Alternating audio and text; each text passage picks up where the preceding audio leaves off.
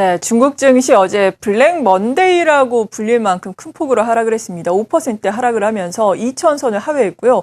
오늘도 중국 이 자금 경색에 대한 우려가 계속해서 이어지면서 0.7% 하락 개장을 했습니다. 1948선에서 개장을 한 상황인데 중국과 관련한 사항들 이것이 언제까지 악재로 작용을 할지 우리 증시에는 어떤 영향을 미칠지 자세하게 점검해보는 시간 오늘 특별히 마련을 했습니다. 마켓인사이드 KDB 대우증권의 허재환 연구원 나오셨습니다. 안녕하세요. 네, 안녕하십니까. 네, 먼저 많이 시청자 여러분들이 들으셨겠지만 그래도 중국 증시 급락의 배경부터 찬찬히 살펴주시죠.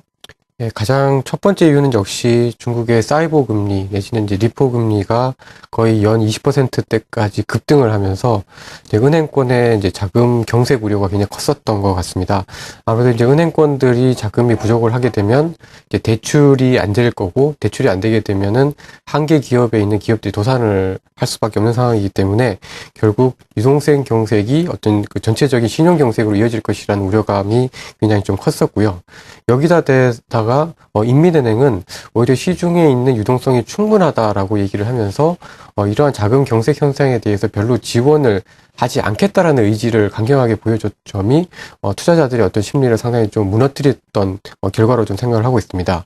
게다가 최근에 이제 QE3 축소에 대한 여러 가지 우려들까지 나오면서 중국에서 특히 외국 쪽의 어떤 한머니들도 유출될 것이라는 이 세 가지 측면들이 사실 좀 같이 맞닥뜨리면서 결국 주가가 큰 폭으로 하락을 했었던 것 같습니다. 네, 그럼 일단 한 가지씩 또 자세하게 짚어봐야 할 텐데 중국 은행 간의 단기금리가 급등을 했다는 것은 구체적으로 어떤 걸 시사하는 건지 궁금하고요. 그리고 앞서 말씀해 주신 것처럼 중국 정부는 계속해서 지금 강경한 입장을 일단은 표명하고 있는데 이것이 계속해서 이어질까요? 어떻게 보세요? 예, 일단은 먼저 은행 간의 어떤 자금의 금리를 나타내는 단기금리가 올랐다라는 거는 이제 은행들이 지금 단기적으로 좀 유통할 수 있는 운전 자본이 없다라는 걸 의미를 합니다. 아까도 잠깐 말씀드린 것처럼 은행들이 단기 자금이 없다라고 하면은 사실상 기업이라든가 가게에 대한 대출이 여의치 않을 수밖에 없을 거고요. 그렇게 되면 결국 이 유동성이라는 것이 어떤 경제에 있어서 혈관 역할을 하게 되는데 혈관이 어떻게 되면 막히는 즉 경제에 있어서의 어떤 그런 그 경색 현상이 나타날 수밖에 없기 때문에 상당히 좀 크게 좀 위험성이 좀 있는 것 같습니다. 그런데 아무래도 이렇게 인민은행이 이것에 대해서 상당히 좀 강경한 입장을 내보고 있는 이유는 결국 그만큼 중국 내에 지금 커져가고 있는 유동성 버블 내지는 그림자 금융에 대한 통제에 대한 필요성 때문인 것 같은데요.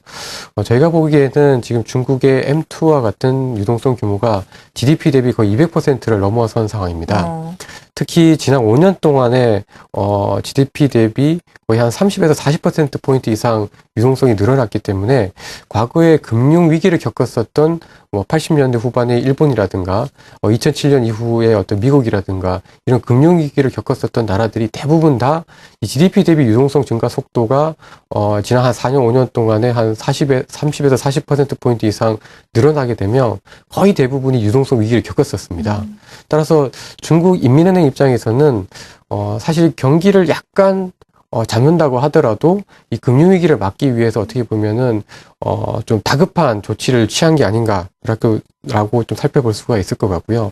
아무래도 이러한 부분이 이전의 어떤 그 유동성 부족 현상하고는 굉장히 큰 차이점인 것 같습니다. 이것은 인민은행이 의도적으로 하고 있다는 측면에서 보면 이게 단기간에 끝나지는 않을 걸로 그렇게 좀 보여집니다. 계속해서 금융위기를 막아야 하기 때문에 이러한 전략은 이어질 수 있겠다. 그렇다면 그림자 금융에 대해서 지금 짚어주셨는데 GDP 대비해서 그림자 금융이 좀 차지하는 비중은 어느 정도나 되는 건가요?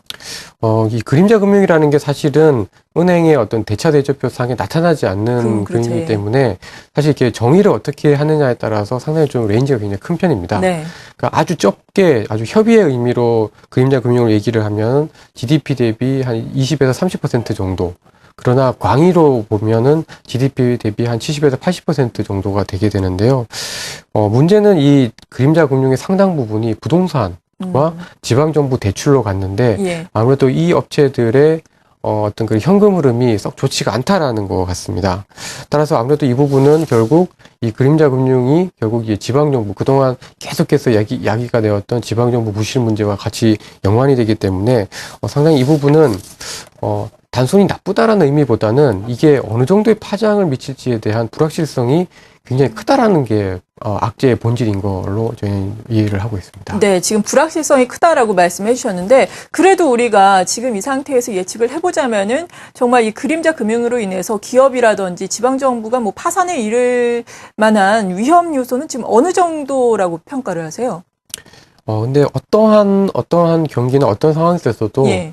한계 기업들이 부도가 나는 현상들은 늘 있어 왔었습니다. 그건 물론 그렇죠, 이게 예. 통제 가능한 영역이냐, 이제 그렇지 못한 영역이냐, 이제 이런 것들이 좀 문제인 것 같은데요.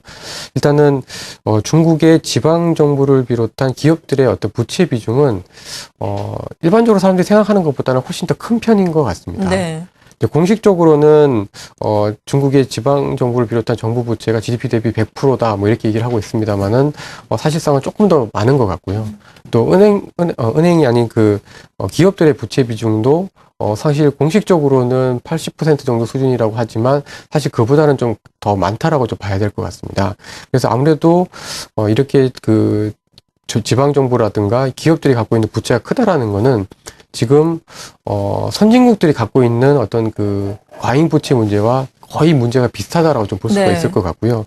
지금 대부분의 선진국들이 미국을 제외하면 성장에 있어서의 어떤 한계를 느끼고 있는 것과 마찬가지로 중국도 똑같이 어떤 저성장 국면으로 가는 그런 과정 중에 있는 게 아닌가 이렇게 좀 보여집니다. 네, 일단 중국 인민은행 같은 경우에는 뭐 그림자 금융이라든지 여기에 대해서 지금 강경한 입장을 앞서 말씀하신 것처럼 계속해서 표명을 하고 있는데 중국 경기에 대한 전망이 또 나빠지고 있지 않습니까? 골드만삭스 같은 경우에도 중국 경제 성장률 전망치를 또 하향 조정하기도 했는데요. 중국 경기 하반기에는 어떻게 전망을 하시는지 이에 따라서 통화 정책이 혹시라도 변화할 가능성은 없는지 마지막으로 좀 정리를 해주시죠. 예, 아무래도 올해 하반기에 중국의 경제 성장률이 7.5%대를 넘기는 상당히 좀 어려울 것 같습니다. 예. 일단은 7%대 초반대 정도로 예상을 하는 게 일단은 좀 가장 보수적, 좀 합리적인 정도의 수준인 것 같은데요. 아무래도 이제 7%대가 위협을 받는다라고 하면 인민은행의 어떤 태도에 있어서는 약간 좀 변화의 가능성은 분명히 있어 보입니다. 그렇지만 중국 정부 입장에서는 성장률이 너무나 급격하게 떨어져서 통화 정책을 또다시 완화 쪽으로 간다라는 것은 결국 그만큼 이 정책에 있어서의 어떤 실패 가능성이 높다라는 것을 인정하는 모습이기 때문에 실제로는 최대한 정책은 아낄 것으로 예상을 하고 있고요. 만약에 정책이 바뀐다라고 하면 네. 그 이전에 이미 성장률에 대한 기대치, 중국에 대한 기대감들은 많이 무너져 있는 상황이 되지 않았을까 이렇게 좀 보여집니다. 네, 잘 알겠습니다. 오늘 이렇게 이슈 진단으로 중국 문제 긴급 진단을 해봤습니다. KDB 대우증권의 허재환 연구원이었습니다. 감사합니다.